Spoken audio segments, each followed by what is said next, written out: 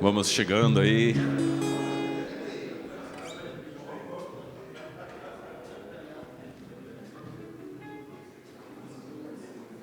Que bom ter todos vocês mais uma vez aqui conosco no sábado, no último sábado do mês. Depois de um café delicioso como esse que tivemos, né? O pessoal preparou aí com muito carinho aí. E também agradeço aqueles que doaram e trouxeram os bolos aí também para essa manhã, então isso é muito bom. Temos alguém entre nós aqui pela primeira vez, num sábado pela manhã? Alguém está aqui pela primeira vez? Fica em pé aqui. Fica em pé, por favor.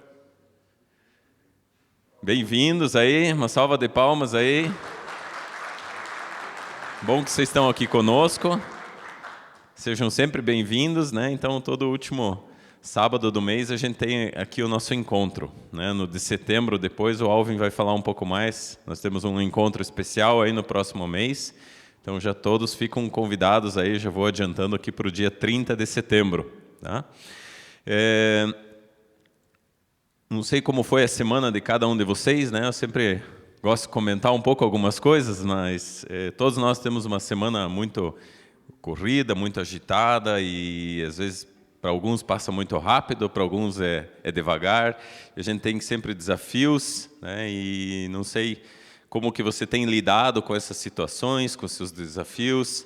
E a nossa intenção aqui como encontro de homens é que a gente possa dar esse apoio para vocês também, todos vocês, e que a gente possa se fortalecer, fazer amizades aqui. Por isso que o momento do café também é um momento de compartilhar, de conversar, e a gente vê ali nas mesas, né?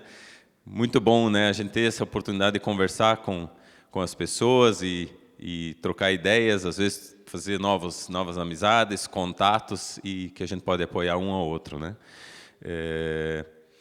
Eu estou fazendo o curso Cada Homem um Guerreiro também, né? Só queria comentar algumas coisas que para mim ficaram importantes também nas últimas semanas nesse sentido. Várias vezes já foi falado aqui sobre esse curso aqui na igreja, muitos homens já fizeram os cursos, né? Agora a gente está fazendo o livro 4, que foi lançado esse ano, e é um livro que trata sobre a questão da pureza, né, na nossa vida, e tem um versículo lá, em 1 Coríntios 10, 13, que fala assim: não sobreveio a vocês tentação que não fosse comum aos homens, mas Deus é fiel, Ele não deixará que a gente tenha dificuldades de suportar essas tentações. Mas quando a gente tiver essa dificuldade, Ele vai nos dar uma forma de escape, para que a gente não seja tentado, para que a gente possa suportar a tentação. Expliquei mais ou menos o versículo ao invés de falar o versículo de cor, né? Eu já tinha decorado ele, mas deu um pouco um branco aqui. Mas a ideia é bem essa, né?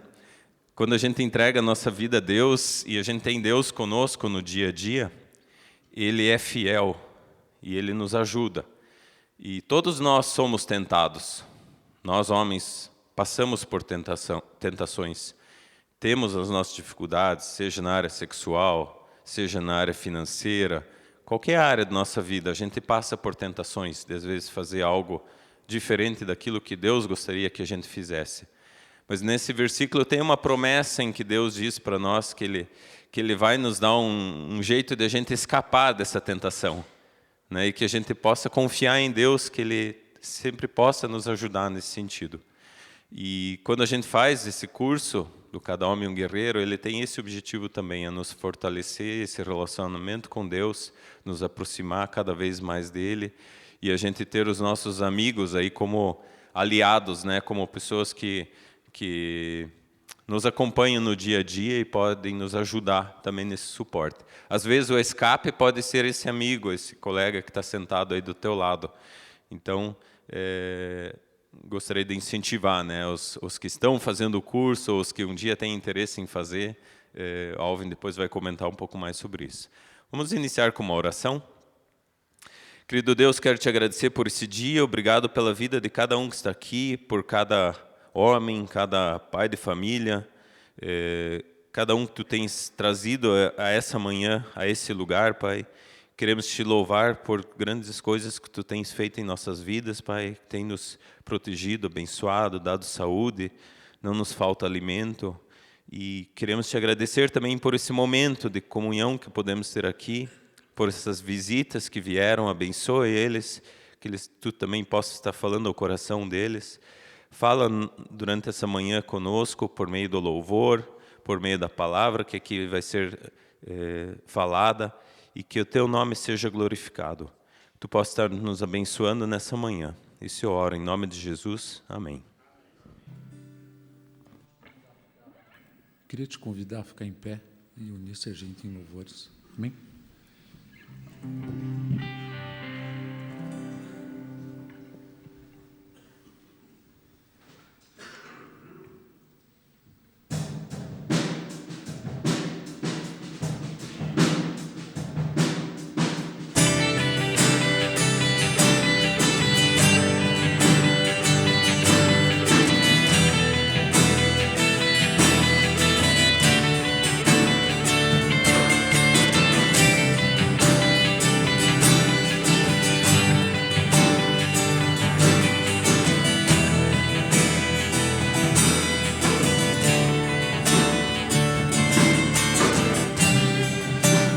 Todos necessitam de um amor perfeito, perdão e compaixão.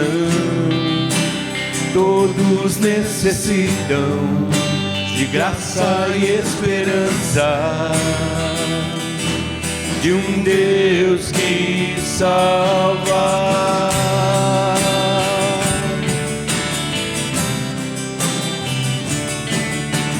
Cristo move as montanhas e tem poder para salvar, tem poder para salvar, para sempre, autor da salvação. Jesus a morte venceu, sobre a morte venceu.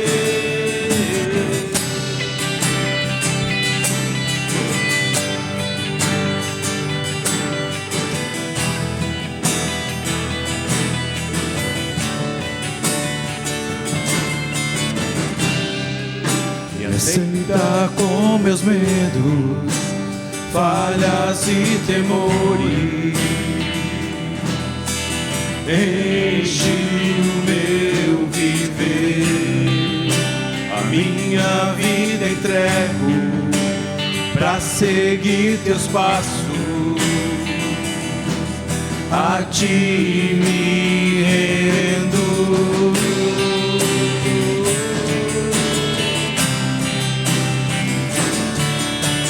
Cristo move as montanhas e tem poder para salvar, tem poder para salvar, para sempre, autor da salvação. Jesus a morte venceu, sobre a morte venceu. Posso o mundo ver brilhar a luz, cantamos para a glória do Senhor Jesus Cristo. Posso o mundo ver brilhar a luz, cantamos para a glória do Senhor Jesus Cristo. Move as montanhas e tem poder para salvar, tem poder para salvar, para sempre, autor da salvação. Jesus a morte venceu, sobre a morte venceu. Cristo move as montanhas e tem poder para salvar, tem poder para salvar, para sempre, autor da salvação. Jesus a morte venceu, sobre a morte venceu. Posso o mundo ver brilhar a luz, cantamos para a glória do Senhor Jesus. Posso o mundo ver brilhar a luz, cantamos para a glória do Senhor Jesus. Amém.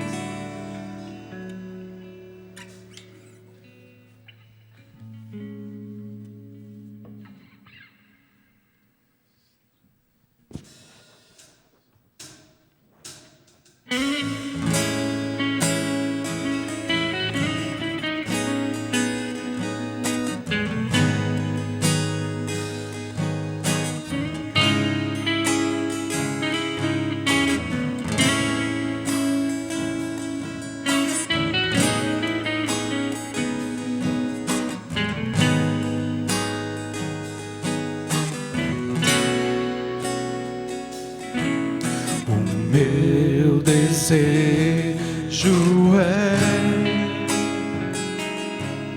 honrar-te, ó Deus, com todo o coração adorarei.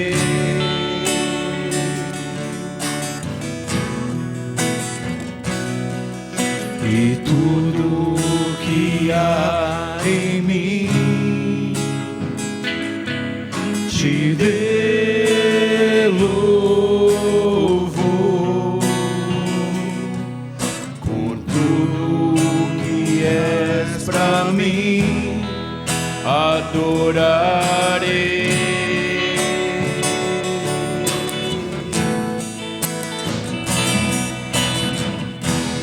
Toma o meu coração e todo o meu ser, por ti quero viver, seja o meu respirar, desde quando despertar, faz tua vontade em mim.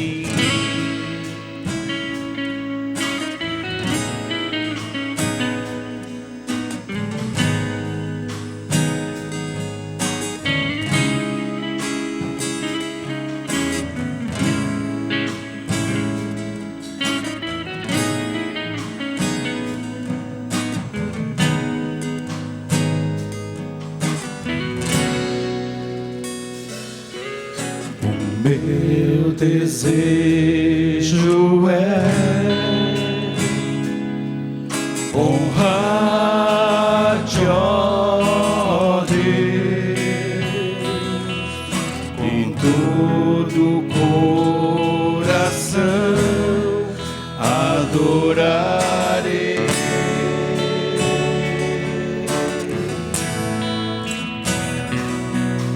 E tudo que há em mim te dê louvor, por tudo que és pra mim adorarei.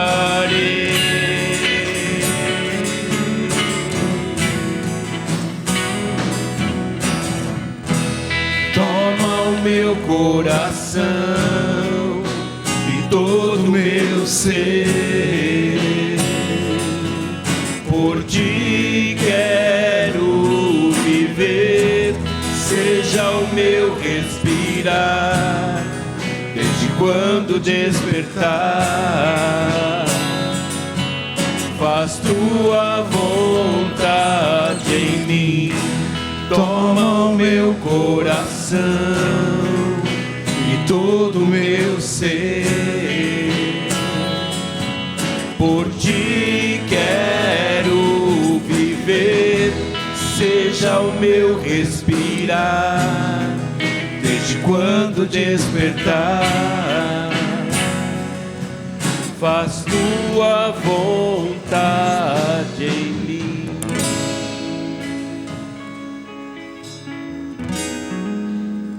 Senhor Deus, nós te adoramos e te agradecemos por essa manhã. Que o Senhor possa crescer em nós, Deus. Que o Senhor possa habitar no nosso coração. Que a gente possa ceder espaço para o Senhor, naqueles lugares que a gente não tem aberto para o Senhor, que possam ser abertos, para que o Senhor possa tomar conta de nós. E que o nosso respirar seja do Senhor, o nosso viver seja do Senhor, o nosso agir seja do Senhor. Que a gente possa cada vez mais ser parecidos com Cristo, e ser reconhecidos como pessoas que te seguem de todo o coração e que respiram o Senhor. Amém.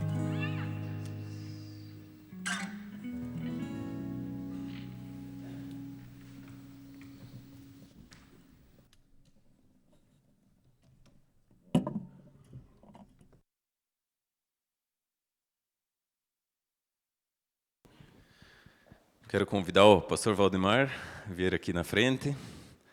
Agradecer também que ele aceitou o convite de estar conosco aqui pela manhã.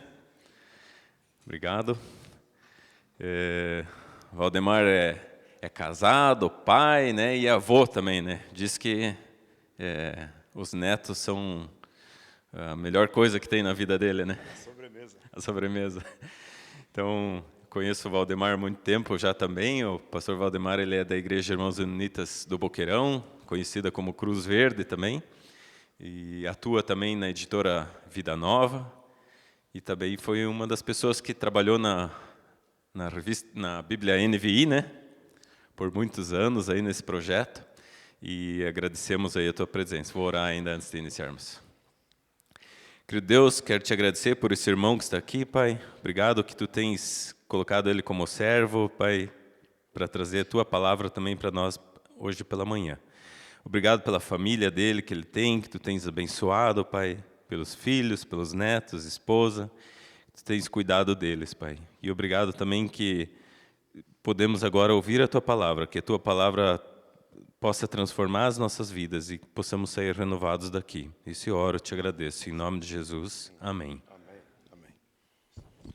Obrigado, Carlos, pela apresentação e pelo convite. É um prazer, uma alegria, um privilégio para mim estar aqui de novo com vocês.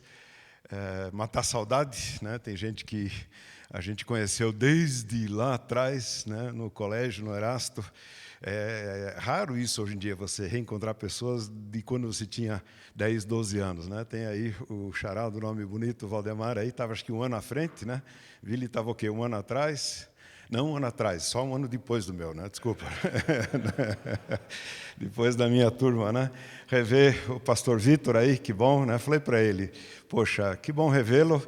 Me dá mais saudade ainda do teu amigo e do meu pai, né? Que já partiu, vai fazer 3 anos agora, né?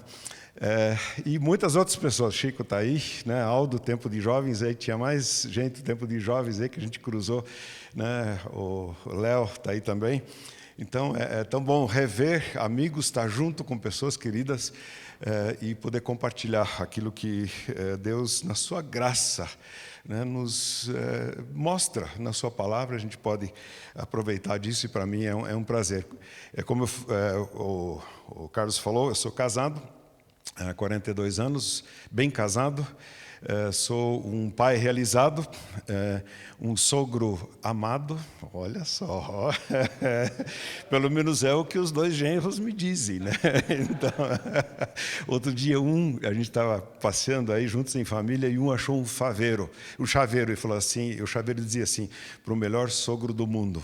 E um comprou e me deu, o outro ficou doido. Por que ele não viu primeiro? Acho que é mais puxa-saquismo do que outra coisa, mas tudo bem, né? E além disso, sou um avô babão e bobão, né? Não tenho problema nenhum com isso. Eu sou muito sério e rígido com as coisas que a gente ensina para eles, mas a gente baba demais, né? Com os netos, Joshua, 7 anos, Nathalie, 5 anos. É uma alegria, né, poder experimentar essa fase da vida também. E eu Eu pensei em compartilhar uma palavra com vocês, eu tenho compartilhado em vários momentos já, e cada vez que eu leio de novo esse texto e me preparo de novo para compartilhar, eu descubro mais coisas e não é que vai estendendo no tempo, mas vai enriquecendo, né, aquilo que a gente quer compartilhar. E como vocês viram o tema hoje, né, na divulgação ali, quem lembra o que diz ali?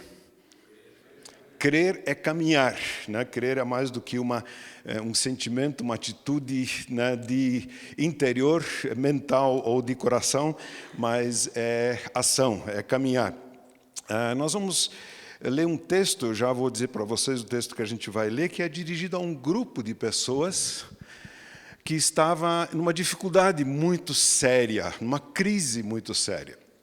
E, obviamente, não preciso nem perguntar, saber que todo mundo aqui já passou por várias crises, e, bem possivelmente, por crises de fé. Né? Alguma situação de emergência que surgiu na família, no casamento, em relação aos filhos, no trabalho, ou mesmo um questionamento interior, intelectual, muito sério. E, gente, eu não sou poupado disso, ninguém é poupado disso. Nós passamos por questionamentos muito profundos.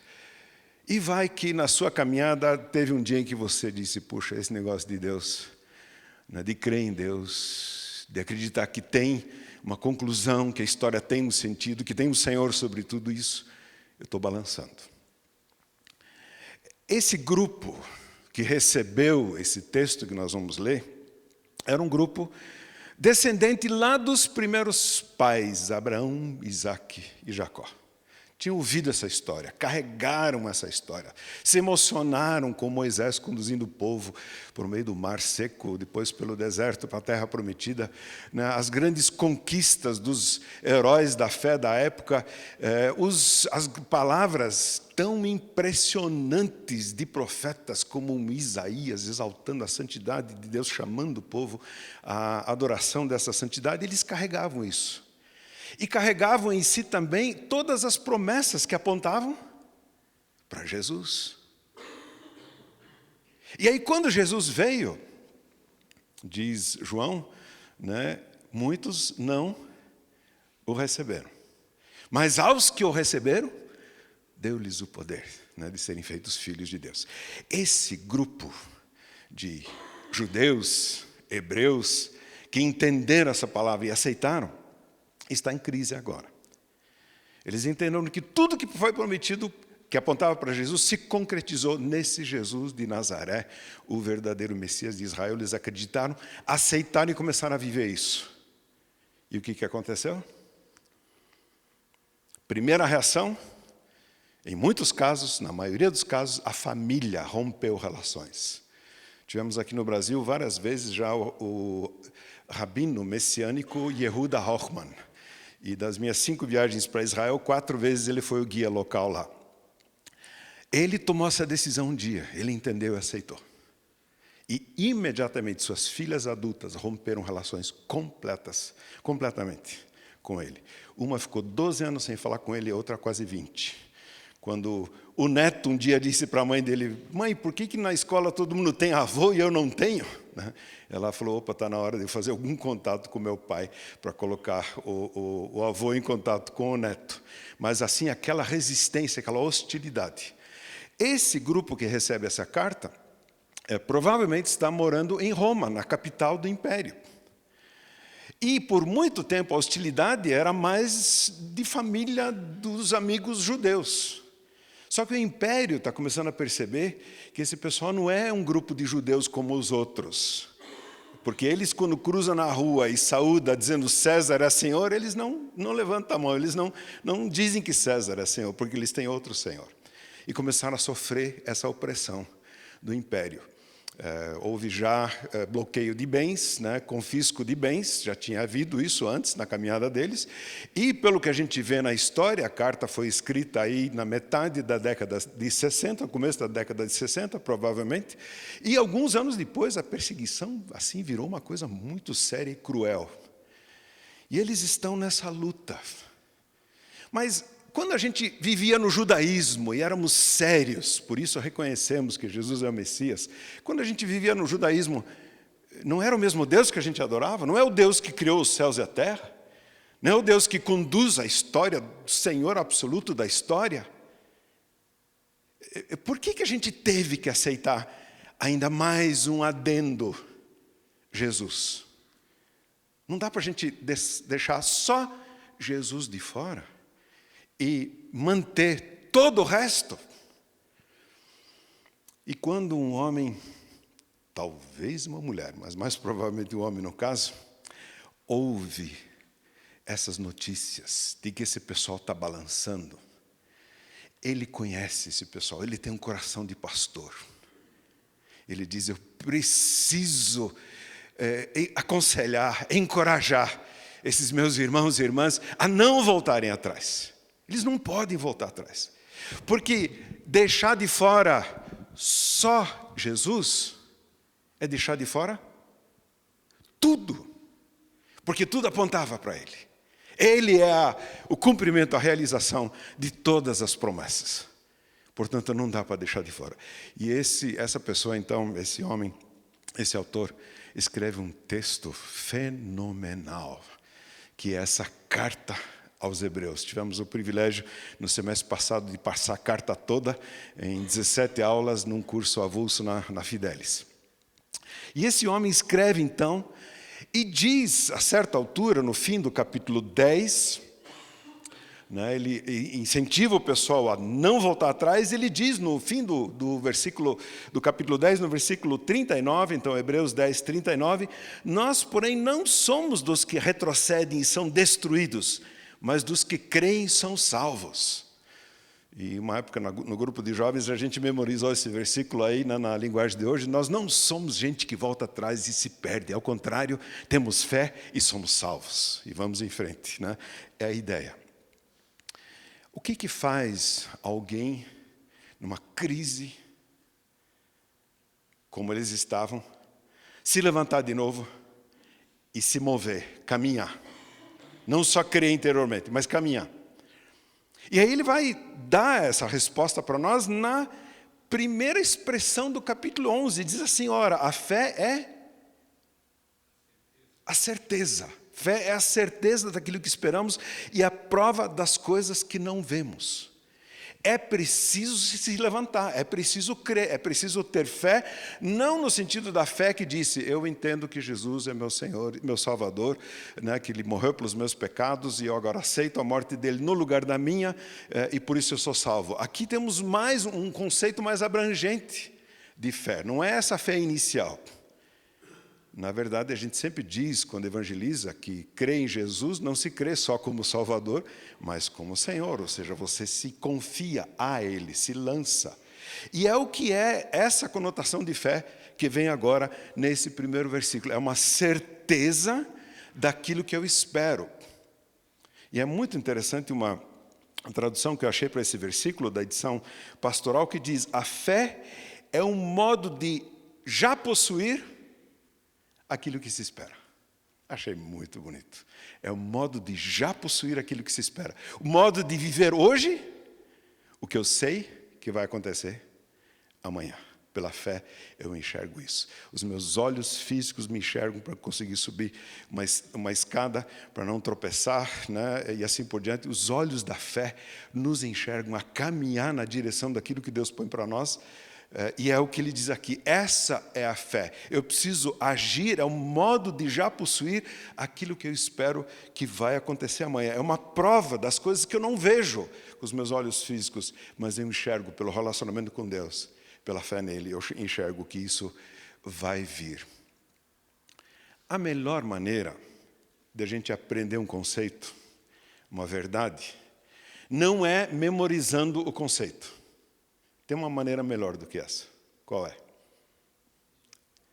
Ver em aplicação, aplicando. E antes de aplicar, se já tem gente aplicando, observar como eles aplicam. Gente, esse capítulo, desculpa, é um prato cheio. Né? Falando em prato, tem almoço também?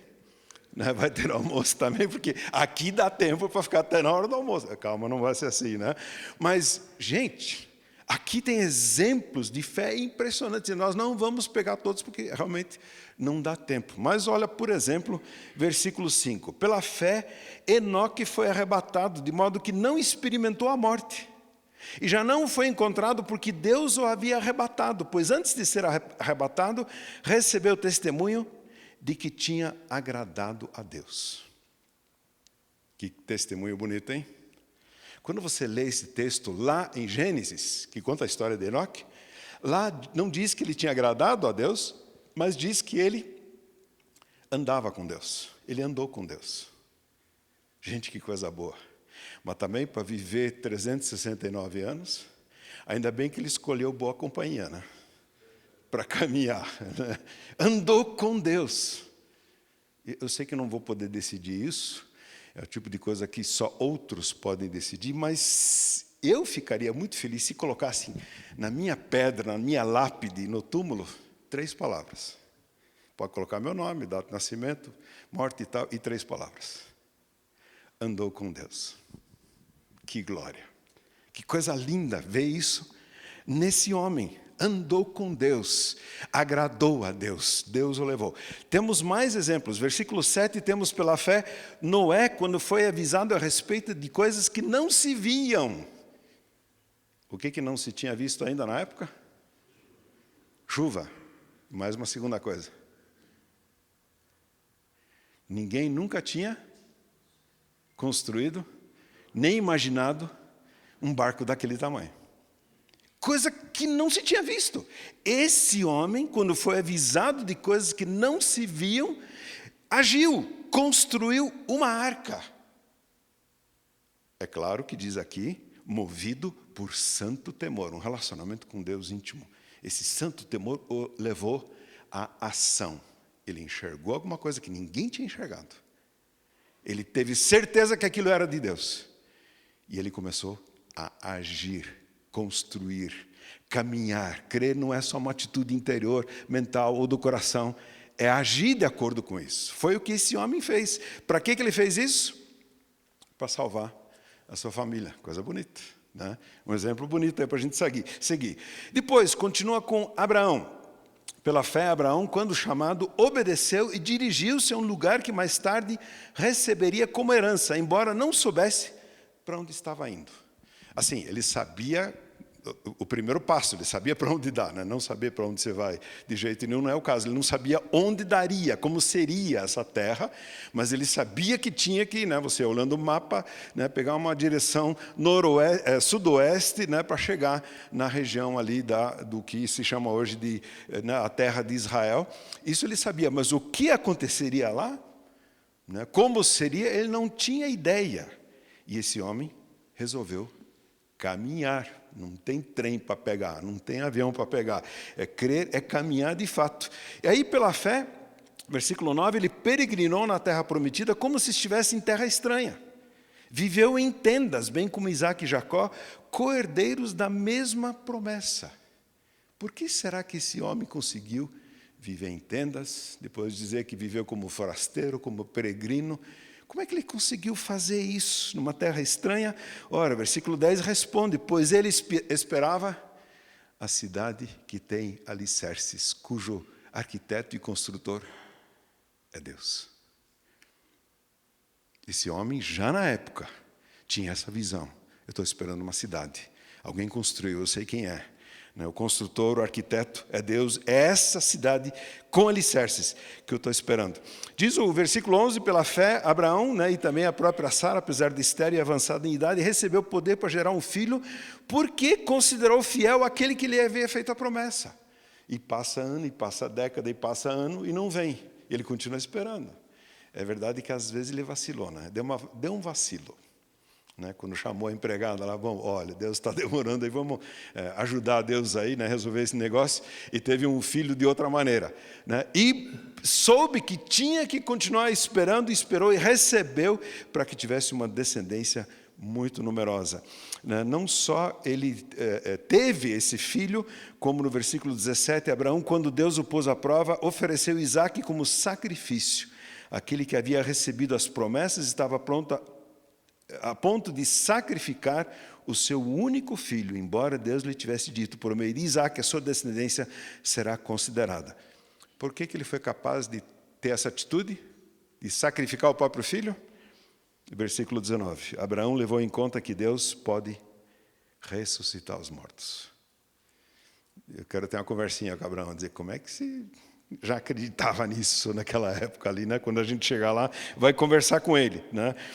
Deus pode ressuscitar os mortos. E assim tem outros que são citados, os descendentes de Abraão. Depois a gente vê Moisés, versículo 23, pela fé, aí vai falar da fé dos pais de Moisés, recém-nascido, foi escondido durante 3 meses por seus pais, onde esses viram que ele não era uma criança comum e não temeram o decreto do rei.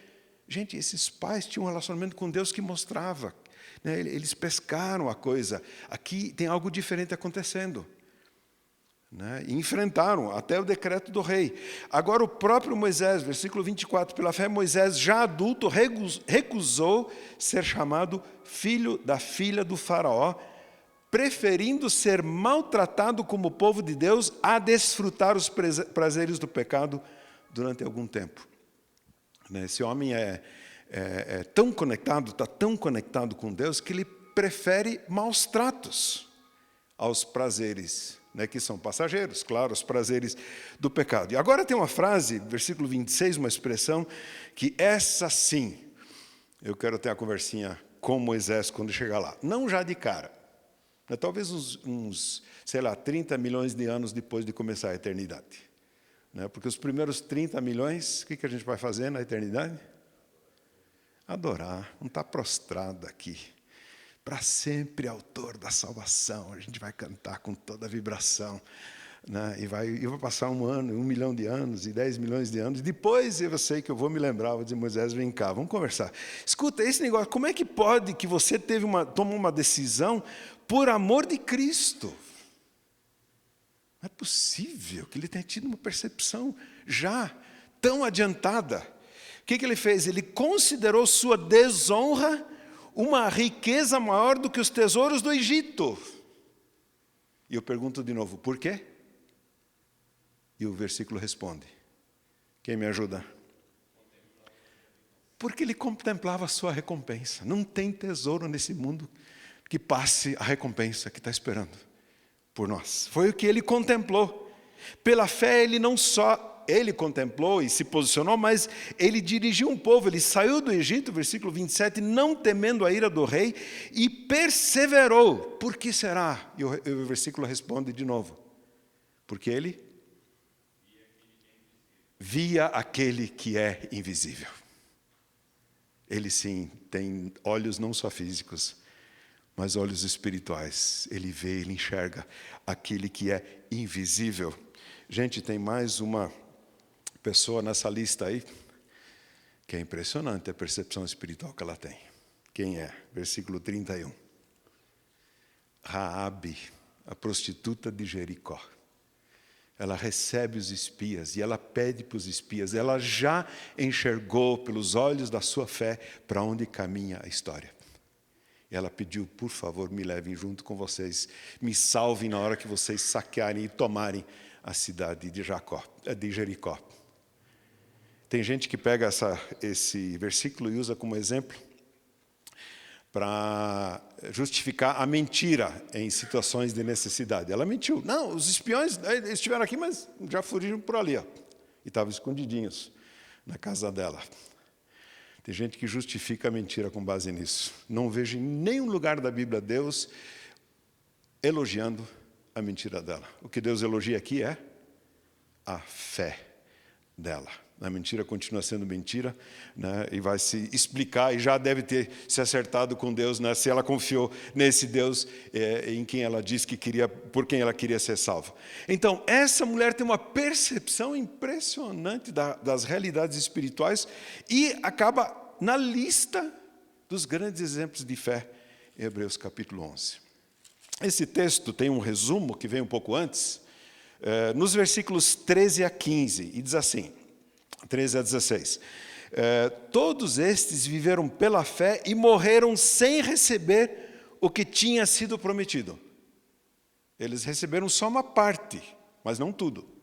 Alguma parte eles conseguiram receber, mas a maior parte estava na frente ainda. A gente é muito imediatista, quer logo tudo. Se Abraão fosse assim, estava perdido. Ele já tinha domínio da terra que tinha sido prometida para ele no fim da vida dele? Não, ele tinha um terreninho lá, um cantinho lá, uma gruta lá de Macpela que foi para enterrar sua mulher. Bom, pelo menos ele tinha onde cair morto, né? Tem gente que nem isso tem. Mas a maior parte do que foi prometido para ele estava esperando lá na frente.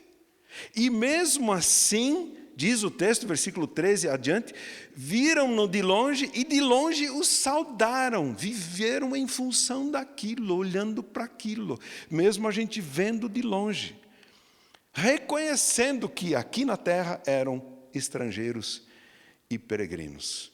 Os que assim falam mostram que estão em busca de uma pátria. Qual é a pátria tão sonhada da minha alma, do meu coração, do seu coração? Não pode ser aqui. É uma pátria que vem depois. Ela se concretiza e se completa depois. Se tivessem pensado naquela, versículo 15, de onde saíram, teriam a oportunidade de voltar. Em vez disso, esperavam eles uma pátria melhor, isto é, uma pátria celestial. Por essa razão, Deus não se envergonha de ser chamado o Deus deles. E lhes preparou uma cidade. Se não quiserem colocar aquela primeira frase de 3 palavras no meu epitáfio, na minha lápide, pode colocar essa. Obviamente, se aplicar, né? Não se envergonhou de ser chamado Deus dele. Que testemunho que esse pessoal recebeu. Deus tinha orgulho de pessoas assim. E olha que a lista continua no versículo 32, que diz assim: mas que direi, não tenho tempo para falar. Agora vem um monte de gente aí. Gideão, Baraque, pula Sansão. Opa, tem gente que gostaria de pular Sansão, né? Não, Sansão não, Jefté pula os dois, né? Deixa fora aí. Davi pode, empatou pelo menos, né? Então, meu pai ficava muito triste. Um dia ele me viu pregando sobre Davi e as encrencas em que o Davi se meteu com as mulheres e tal. Meu pai chegou, depois do culto, estava lá, cabisbaixo, triste, assim. Falei, mas pai, o que aconteceu? É que eu não gostei muito que você falou desse jeito de Davi, né? Meu pai chamava Davi, né? Então ele não gostou, né?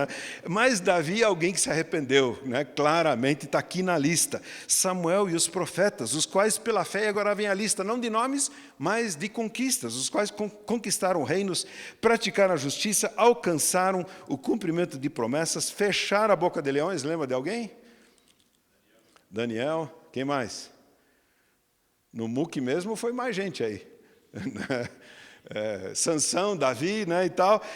Apagaram o poder do fogo, escaparam do fio da espada, da fraqueza tiraram força, tornaram-se poderosos na batalha e puseram em fuga exércitos estrangeiros. Gente, quanta conquista, quanta vitória fantástica. Aleluia, alguém diria. Espera aí, calma. Houve mulheres que pela ressurreição tiveram de volta os seus mortos. Que coisa linda. Só tem resultado bombástico, bom e positivo aqui. É verdade? E aí continua. Uns foram torturados e recusaram ser libertados para poderem alcançar uma ressurreição melhor, superior. Outros enfrentaram zombaria e açoites. Outros ainda foram acorrentados e colocados na prisão, apedrejados, cerrados ao meio. Conta a tradição que Isaías, o profeta, foi cerrado ao meio. Por quê? Porque a sua fé não era uma fé intelectual, uma fé só de coração, mas uma fé prática, que defendia o que ele cria, o que ele pregava. E por isso foi cerrado ao meio. Postos à prova, mortos ao fio da espada, andaram errantes vestidos de pele de ovelhas e de cabras, necessitados, afligidos e maltratados. Aí eu inverto a ordem do versículo 38. Vagaram pelos desertos e montes, pelas cavernas e grutas. O mundo não era digno deles. De fato, o mundo não é digno. Que coisa triste, né? O mundo ter que ser o berço e o lar, a casa de gente desse tipo. Um mundo que maltrata desse jeito essas pessoas, né? E aí ele conclui dizendo: todos esses receberam um bom testemunho por meio da fé. No entanto, nenhum deles recebeu o que havia sido prometido. O completo não chegou ainda. E nem podia chegar. Por quê? Diz a continuação. Deus, versículo 40, Deus havia planejado algo melhor para nós, para que conosco fossem eles aperfeiçoados. O que é esse algo melhor para nós? Jesus. Veio e conosco eles podem agora, essa lista enorme, ser aperfeiçoada. Depois a gente fazer algumas considerações, ler alguns relatos desses grandes exemplos de fé que deram a sua vida tanto em grandes conquistas quanto pelo próprio sangue quando necessário, porque a sua fé era uma fé prática. Crer para eles era caminhar nem que fosse em direção ao cadafalso. Onde eles estão agora? Claro, vamos lá, a resposta super certa, bem tradicional, teológica, eles estão no céu, com Deus, está certo? Tem gente que diz que estão dormindo ainda, né? Então, como é que você vai... Não vamos entrar nesse assunto agora, se estão dormindo, se já estão festejando, né? Talvez estejam os dois, né? Para quem olha daqui para lá, estão esperando e dormindo, quem olha de lá para cá já estão festejando, né? Mas, onde eles estão? Não só no céu, e ainda tem aquela dúvida, né, se o céu a gente vai subir ou se a cidade, como diz Apocalipse, vai descer, né, se o céu vai ser lá ou aqui, né? Também não vamos resolver essa dúvida hoje, né? Mas onde mais está esse pessoal? Gente, o primeiro versículo do capítulo 12 os coloca num lugar muito bonito, de influência, de destaque. Diz o capítulo 12, versículo 1, portanto, também nós, uma vez que estamos rodeados por tão grande nuvem de testemunhas, livremo-nos de tudo que nos atrapalha e do pecado que nos envolve e corramos com perseverança a corrida que nos é proposta. Está falando do que aqui? De uma corrida. Onde aconteciam as corridas? Em estádios. Não só corridas das pessoas a pé, mas corridas de bigas, por exemplo. A gente viu filmes, Ben-Hur e outros aí que retratam isso. Esse pessoal é retratado pelo autor como numa arquibancada. Estamos rodeados por uma nuvem enorme de testemunhas. E lá estão sentados esses grandes heróis. E tem algumas coisas interessantes no jeito que ele usa essa imagem. E uma delas é que, nesse caso, não são os torcedores, não é a grande arquibancada, né? O destaque não é a arquibancada que olha para os jogadores e incentiva. E o jogador muitas vezes não dá nem bola, né, no estádio de hoje, né? Mas não é esse o caso aqui. Aqui, quem olha são os que estão em quadra, em campo, na pista. Eles olham quem está lá. Ah, Enoque está lá, andou com Deus. Coisa linda, vou me inspirar nele. Ah, tem o Noé. Noé, nossa, o cara foi muito corajoso, construiu algo que ele nunca não tinha ideia do que seria aquilo. Ele se meteu e construiu e salvou a família, coisa linda. E tem Abraão, nossa, Abraão foi corajoso, né, de se meter para uma terra que não conhecia e receber muito pouco no fim da vida e mesmo assim continuar o relacionamento com Deus. Esse cara enxergava de fato, né, uma cidade que tem alicerce, porque aqui ele não teve muita tranquilidade não. E aí vê Moisés, o cara que está disposto a abrir mão, né, inclusive considerar a própria desonra, a zombaria dele como uma riqueza maior que os tesouros do Egito, porque ele enxerga uma recompensa. Moisés está me olhando aqui? Nossa, eu vou pensar mais no Moisés e olhar no exemplo dele, né, para eu continuar muito firme na minha caminhada aqui. Gente, olha só a Raabe, que coisa espetacular, que essa mulher teve coragem, né, enxergou as coisas e pediu para ser salva também. E você vê aquela turma toda na arquibancada ali, né, seria a mesma coisa que de você ver um Pelé, né, você está no seu primeiro jogo e por acaso, né, vocês fizeram o convite, o time fez o convite e o Pelé e o Maradona aceitaram assistir e torcer por você. E os dois, inclusive, fizeram as pazes, estão lá conversando, né? Um do lado do outro, na boa, tão felizes ali, né? Batendo o maior papo, né? O Maradona tomando umas e outras, né? E assim vai, né? Aí você olha assim e diz, nossa, isso sim que dá um gás. né? E claro, Pelé é o maior, obviamente, ninguém discute isso aqui, né? Não tem dúvida. Mas se você, por acaso, assistiu aqueles 2 minutos do aquecimento do Napoli nas quartas de final da Champions, eu não sei que ano foi, acho que foi contra o Bayern. Se você assistiu aqueles 2 minutos de aquecimento do Maradona, ao som, né, ambiente do estádio, alguém viu aí, está concordando comigo, né? Gente, que espetáculo. Assim, Deus me deu assim, um tiquinho de capacidade para jogar futebol e todo o resto que eu queria Ele deu para o Maradona, né? Habilidades incríveis. Se você olha aquilo e você vê um cara desse assistindo você, se sente todo encorajado. Aí você é cirurgião, né, cardiologista, né, e aí você vê na arquibancada tem o Zerbini, Euclides de Jesus Zerbini. 6º transplante no mundo, primeiro na América do Sul, de coração. E o cara está lá assistindo você, encorajando você a ficar firme, né, no teu trabalho, a melhorar o teu trabalho. Você diz, nossa, que encorajamento fantástico isso. A força dessa torcida que está lá, e os jogadores aqui, né, os que estão em quadra, que olham para eles, é um poder de encorajamento impressionante. Troca não só os olhares, como troca as posições. Geralmente, quando a gente vai para o estádio, os craques estão em campo e os pernas de pau estão na arquibancada, certo? Agora é o contrário. Os craques estão na arquibancada, torcendo. Os pernas de pau, desculpa, estou falando por mim, tá? Os pernas de pau somos nós, né, que estamos ali jogando firmes. Mas tem um poder essa torcida impressionante. Começo de julho, meu genro atleticano, roxo, né, desde o ventre, né, né, o pai era sócio do Atlético já, desde os primeiros filhos e irmãos mais velhos dele, levava desde pequeno para o estádio. Aí o genro me convida para assistir Atlético e Palmeiras. Aqui, né, em julho, faz 5 semanas, na Baixada.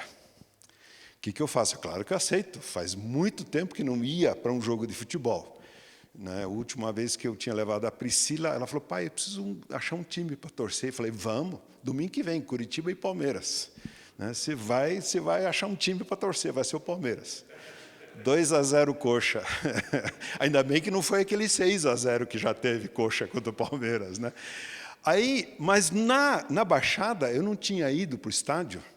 Quando a gente chegou lá naquele estádio, eu fiquei assim, o que é isso, Roberto? O que é esse estádio? Entramos pelo lado sul ali, e falei, esse lado aqui, agora está todo, né, um anel completo, eu falei, esse lado, eu estive aqui uma vez quando eu tinha 10 anos. Meu pai levou a mim e o Werner, o Harry ainda era meio pequeno para ir no jogo, levou a gente para assistir Atlético e Seleto de Paranaguá. Né? 2-0 Atlético. Né? E a baita arquibancada daquele lado sul da arena eram 3 degraus de cimento, de concreto. Né? Tipo o que tem no Olímpico hoje ainda ali. Né? É isso que tinha daquele lado. Né? E a gente assistiu o jogo ali. E quando eu entrei naquilo, eu fiquei impressionado. E claro, eu tive que sentar com ele no meio da torcida do Atlético. Um palmeirense, desde pequeno, sentar no meio da torcida do Atlético ali. Aí aquele estádio vai enchendo, e encheu quase completamente, e aquela torcida, aquilo vai pegando fogo, só que 1 minuto de jogo, pênalti para o Palmeiras. Aí, para alívio geral do meu genro e da torcida, o cara perdeu o pênalti. Mas não demorou muito, 1-0, Palmeiras. E todo mundo em pé assistindo o jogo lá, né? E eu também fiz, sentei e dei risada. Fiquei torcendo aqui embaixo. 1-0. Né? Aí começa o segundo tempo, 2-0 Palmeiras. Eu faço a mesma comemoração. Todo mundo, que droga, que droga. Aquela torcida, né, inclusive foi contra a previsão do meu genro. Ele falou, acho que hoje não vai dar mesmo, né, quando estava 2-0. Aquela torcida começa a pegar fogo de um jeito que eu nunca vi na vida ao vivo. Empurra o time de tal jeito que o Atlético faz 2-1. Né? E eu, claro, fico lá baixadinho, eles comemorando, pulando. Né? Eu não posso, né? É contra a minha consciência, né? Então eu não posso. Né? 40 e poucos minutos, Aquela torcida, mas pegando fogo e botando fogo no time. O Atlético empata. 2. Eu estava em pé olhando, meu genro me agarrou e começou a pular. Eu não tive jeito, tive que pular junto ali, né? Que coisa estranha. É muito estranho você ir num jogo 2-2 com 4 gols e você não poder comemorar nenhum deles. Isso é complicado. 2 é contra a consciência e os outros 2 é para não apanhar, né? Então, mas, e quase que vira. Aquilo faltavam 3, 4 minutos e quase que vira. Foi uma loucura aquilo. Né? O poder que tem isso, né? Da influência. E isso que, né? Só tem perna de pau na arquibancada. Agora, você imagina, sei lá, tem craque que te incentiva, te encoraja, te orienta, né? Te dá as pistas. Essa é a imagem que ele nos transmite. E é isso que ele quer dizer para os hebreus. Esses judeus que aceitaram Jesus como Messias, que estão começando a sentir a pressão muito forte do mundo à volta deles, estão com, assim, uma tendência para desistir. E ele dá uma série de orientações e depois dá exemplos. Gente, não voltem atrás. Continuem muito firmes. Por quê? Tem alguém em que a gente bota o olho acima de tudo. No versículo 1 ele diz que era para, né, a gente levar em consideração essa enorme nuvem de testemunhas e, claro, para correr melhor, para jogar melhor. Livre-se de tudo que incomoda, né, livremos-nos de tudo que nos atrapalha e principalmente, obviamente, do pecado que nos envolve. Você tem alguém com quem você compartilha as tuas lutas, as tuas dificuldades? Tenho feito isso com alguns colegas, nas horas da angústia, das tentações, das dificuldades do pecado, de compartilhar isso. E é duro ouvir do outro, né, chamar o teu pecado pelo nome. Mas faz parte da nossa caminhada, nós precisamos disso. Né, de a gente se livrar do que incomoda, do que pesa, do que arrasta para trás. Né, peso na academia, nas pernas, é só para fazer 3 minutos de exercício ali. Né? Seja lá o que for, você põe o peso, mas fora isso, para a rua, você não vai com o peso. Né? Tem que se livrar disso. E se livre do pecado, obviamente. E aí ele diz, né, fazendo isso, opa, eu pensei que crer era caminhar. Agora ele diz aqui, corramos, crer é correr. Não sair desesperadamente, atabalhoadamente, mas com propósito claro, com definição. Eu quero viver aquilo em que eu creio. E quero colocar isso em prática.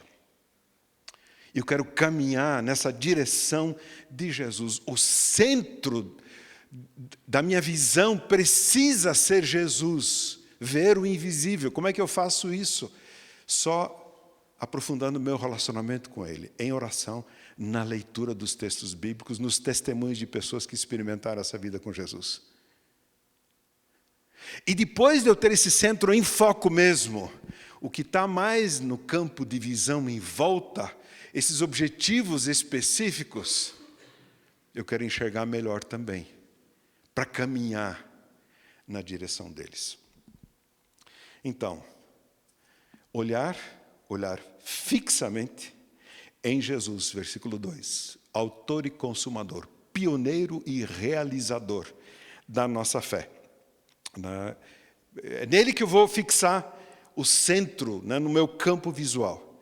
Mas eu também vou fixar os meus olhos no campo em volta, nos bens eternos que Ele me promete, na pátria celestial, na recompensa que Ele tem para mim. Então eu vou fixar os olhos nisso também, nessa cidade que Ele já construiu para mim. Além disso, eu quero fixar os meus olhos também na missão específica que Ele tem para mim. E cabe nesse campo de visão periférica, né, em que Jesus é o centro, cabe essas outras coisas também que eu posso dizer, Senhor, me ajude a enxergar melhor. Para eu realizar a minha missão. Temos aí no caso do Noé que enxergou uma arca e construiu para salvar a sua família. Temos o caso de Abraão que enxergou uma terra e foi para ela. Ele não tomou posse, mas filhos, netos, descendentes estão lá hoje de novo, né? Agora já desde 1948, de novo estão lá os descendentes. Né? toda essa descendência que Abraão enxergou, e ele caminhou nessa direção. Moisés, além de decisões pessoais, conduziu um povo inteiro, teve uma missão de conduzir um povo inteiro. Então, esses olhos precisam estar em Jesus, nos bens eternos que Ele tem para nós e na missão específica que Deus tem para cada um de nós. Já refletindo sobre esse texto há um bom tempo mais de perto, eu tenho volta e meia parado e perguntado para Deus, o que é a tua missão para mim em relação à minha esposa? Em relação aos meus 3 filhos, um filho e 2 filhas, 2 genros, Daniel mais velho é solteiro, aos 2 netos, começando a vida, descobrindo a vida, que coisa linda. Deus, qual é a tua missão para mim nessas áreas? Deixa eu enxergar um pouquinho melhor. E daí a tarefa é fazer alguma coisa em prol. Eu errei muito na minha caminhada, no tempo que eu dediquei, na época de tempo integral na igreja. Eu sempre amei a igreja, a noiva do Senhor Jesus, mesmo tendo sido machucado por ela algumas vezes. Mas eu exagerei em certas épocas da vida no tempo que eu investi, e isso prejudicou a família. E graças a Deus, nos últimos anos, Deus tem dado a oportunidade de termos muito tempo em famílias. Marcamos um feriado juntos agora, 12 de outubro, quinta até domingo, vai ser muito especial. O que eu posso fazer, Senhor, agora, para que a missão específica que cada um deles tem, que eu faça a minha contribuição, me ajude a enxergar e depois a colocar em prática aquilo que eu estou enxergando. E ainda, com que atitude eu enxergo a Jesus, os bens eternos e a minha missão, com que atitude eu enxergo? Na atitude do relacionamento com Deus, de andar com Ele, em oração, no discipulado, no discernimento daquilo que Ele quer para mim, em santo temor, como foi o caso de Noé, olhando para o futuro e ao mesmo tempo vivendo intensamente o presente. Eu preciso ter essa atitude. E claro, suportando também a desonra, porque Ele suportou, Jesus, a desonra maior, a cruz. E aí é viver corajosamente. Viver não é para fracos, para medrosos, viver corajosamente. Basta olhar esses exemplos aí, Moisés, Raabe, e outros aí que nós temos. Eu quero deixar esse encorajamento para nós, para que a gente se sinta motivado, capacitado por Deus para caminhar, mas olhar para Jesus em primeiro lugar, e ser encorajado por essas nuvens de testemunhas. Nós temos aí tantas pessoas à nossa volta que servem de encorajamento para nós, são testemunhas, pessoas que já foram, inclusive. Citei uma lista daqui de Hebreus 11, temos exemplos na nossa vida pessoal, eu fui privilegiado demais, lembro dos meus 2 avós, por parte de pai e parte de mãe, que me encorajaram demais na caminhada. Hoje, inclusive, lá no Xaxim, os 2 viraram nome de rua, Franz Kröker e Abraham Duck, viraram nome de rua, e bem no meio, numa rua, no começo de uma rua, fica uma igreja Irmãos Menonitas, agora lá também, eu preguei lá há algumas semanas. Me senti muito encorajado, do avô Abraham Duck, quando a gente recitava os versinhos no Natal, ele estava na poltrona dele na sala, cada neto ia recitar um versinho lá de Natal, ele elogiava, ele gostava, nossa, que encorajamento. Meu avô Kröker, parte do pai, eu só conheci, eu tinha 2 anos quando ele foi.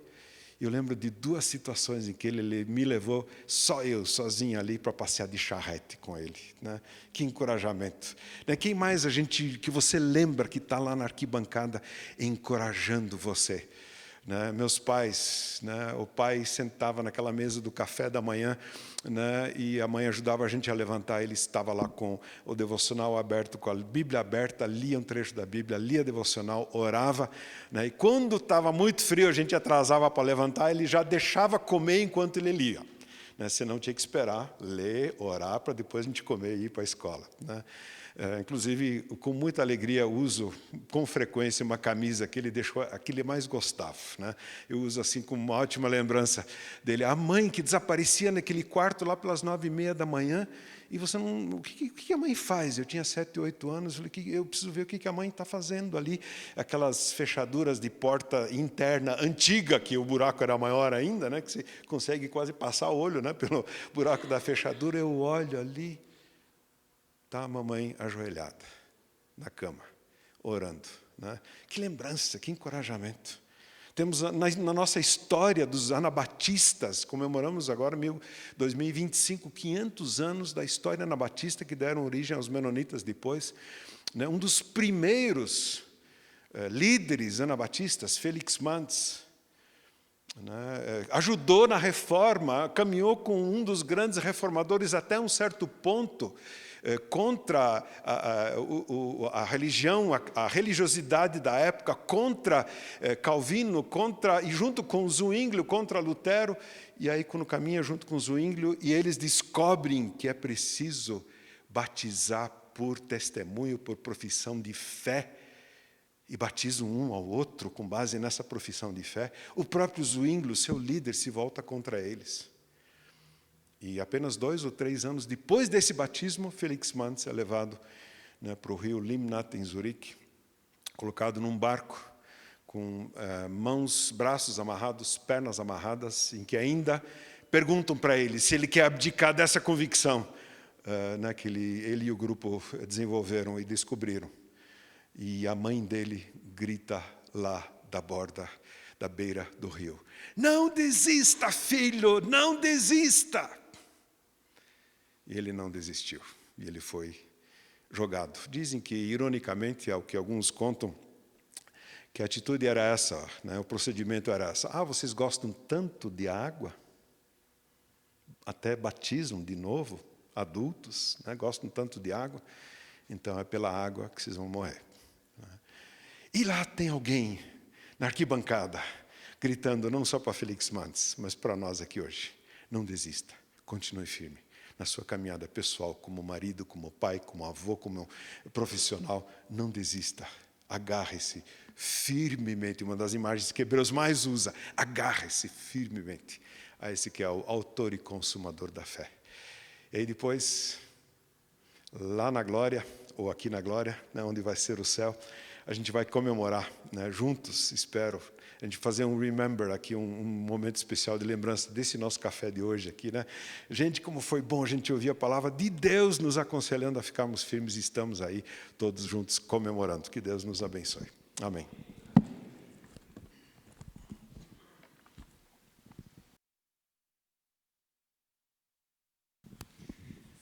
Então agora sim, sai Crocker e entra Crocker. Muitos perguntam: e aí, o Valdemar é teu irmão? Não necessariamente, pelo menos não aqui, né? Mas a gente não teria nenhum problema também que fosse. O Valdemar é gente especial, a gente gosta muito dele. Temos caminhado juntos aí de formas diferentes, né? O pai dele é uma pessoa muito especial, o Harry, né? Vocês conhecem, está aí com a gente sempre também, o irmão dele. Ele estava lá mandando uma carinha triste lá para mim, que não ia poder estar aqui hoje. Mas é muito bom, né? Muito bom estar com vocês, e gostei muito de uma frase tua agora no final, que você diz que é muito bom saber das fraquezas, que nós temos fraquezas e Deus nos dá a oportunidade de retomarmos, né? Então, aconteceram coisas lá, acontecem para todos nós. Mas Deus nos dá essa oportunidade e a gente consegue retomar. Obrigado aí pela mensagem. Tem várias informações hoje. Shug, o Kadomium, Guerreiro, Evandro. Evandro, fica de pé ali. Nós estamos com um grupo formado. Tem vários aí que... Michael, Jefferson, tem várias pessoas que estão aí com a gente, que vão estar fazendo parte. Então, o Evandro vai tocar esse grupo. Se você ainda quer participar do grupo, ainda tem vaga, então fala com o Evandro aí no final, tá? Deve começar já essa semana, ou pelo menos vão estar conversando essa semana aí. Beleza?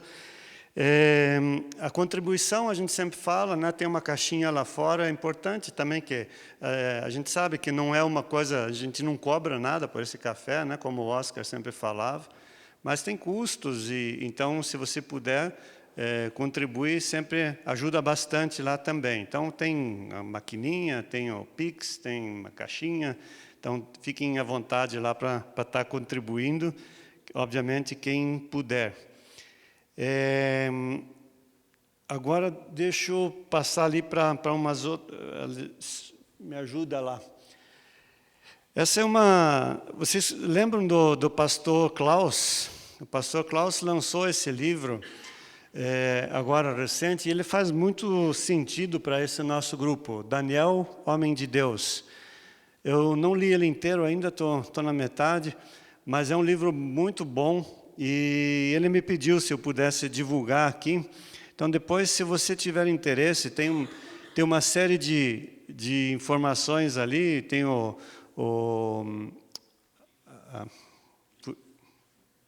link. Tem o link ali também, então vocês podem pegar com a gente. O pastor Klaus escreveu esse livro, agora lançou recentemente, então bem interessante o livro. Tá? Mais um lá, por favor.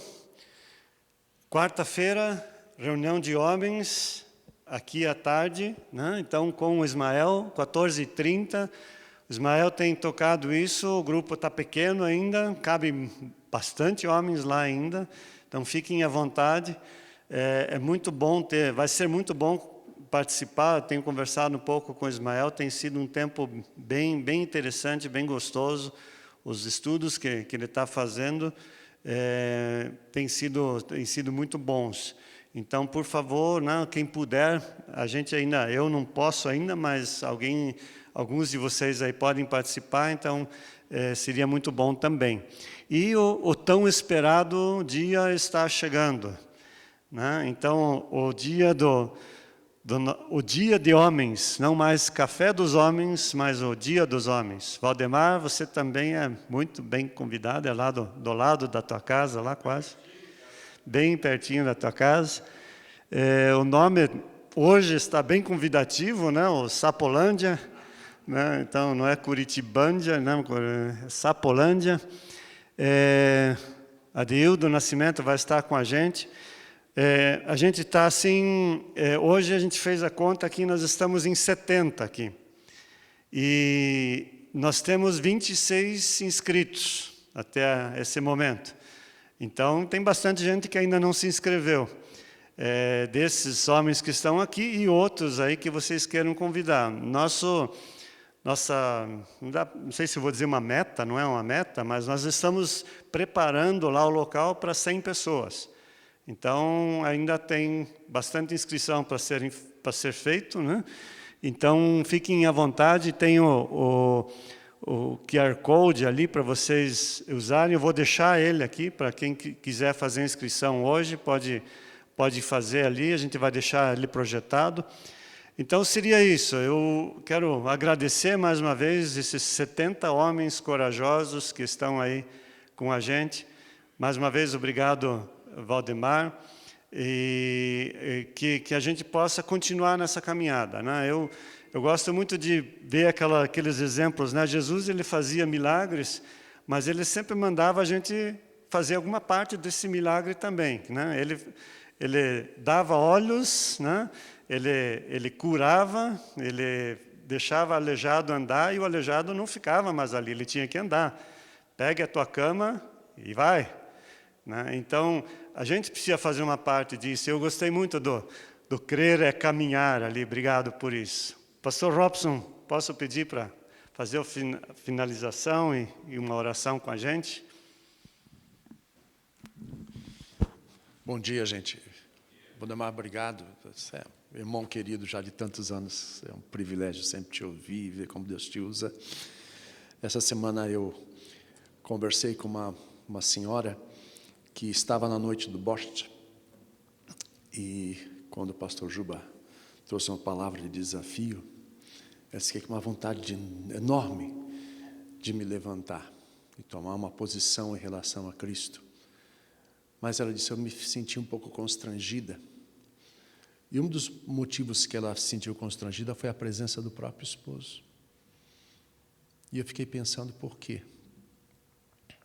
E o que me vem à mente, diante do desafio que você trouxe hoje, como nós temos dificuldade de tomar decisões. Talvez você reaja um pouquinho ao que eu estou dizendo, mas nós não gostamos de nada que mexa muito o barquinho.